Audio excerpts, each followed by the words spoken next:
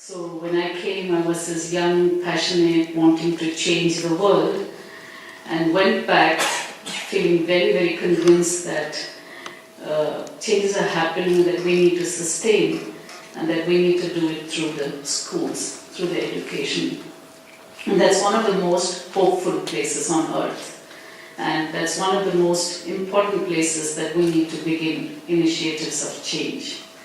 So I remember 25 years ago creating this vision of change the society, or identify what needs to be sustained and kept, and bring HRD in classroom, bring wholesome leadership. So I kept coming back here and kept feeling very, very convinced of that this is what we need to do.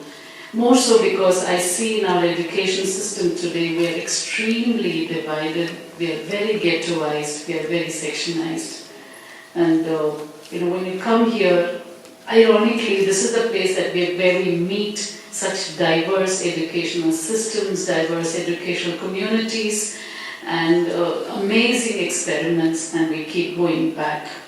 And I do remember talking to my team and said that it's not enough that I go inspired. I would want 160 team members to be inspired.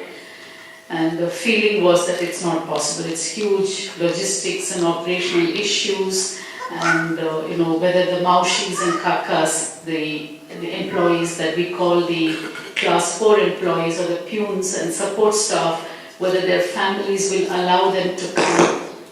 And so many questions and so many challenges. But I think ETSD kept giving me this feeling that the questions will be there always, but we need to address it, and we need to make it happen.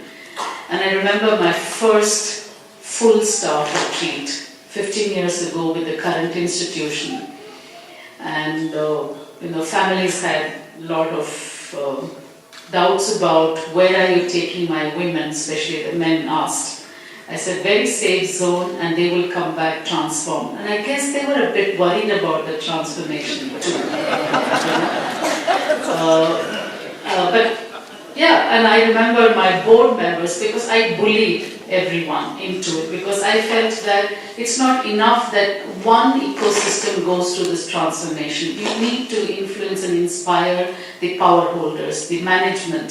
So I bullied them into it. And I remember my board member, who has probably never picked up a teacup, actually stood there and washed vessels. And he said, please take a picture and send it to my wife. But what I want to say is that when we were to share the rooms, and I think ETSD gave this beautiful idea of melting divisions. Unfortunately, schools are an extremely divided community with a highly hierarchical, very high power distance organizations. So we said, how will we share the room? I said, take a lottery, except for the gender mix, which we won't do, but take a lottery. And I was to share a room with one of my maushis, the service staff. She broke down in the room because she never thought that she would actually be sharing the room with the director.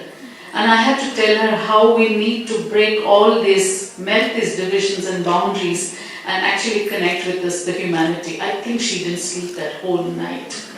But I think she began to look at something. I think she began to perceive that it's possible that we connect despite all our roles and titles. Thanks to ETSD, I don't know how many such inspirational walk the talk messages that I have taken. You can always have a lot of ideological statements, but I think when you see it in action, and I remember another thing that I really have spoken about, that none of you make noise while doing work. How is that possible? That everything looks spick and span, very clean. Everything looks magically produced and kept in place. So I brought my team to also say that just look at the tremendous sense of ownership of the ideology.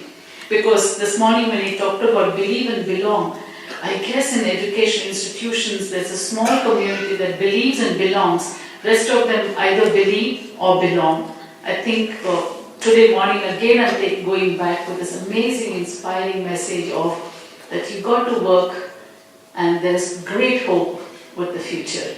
And we as educations have been extremely privileged to work with the future. Which other community can have that privilege? And so we promise that we will keep on your dreams. Thank you.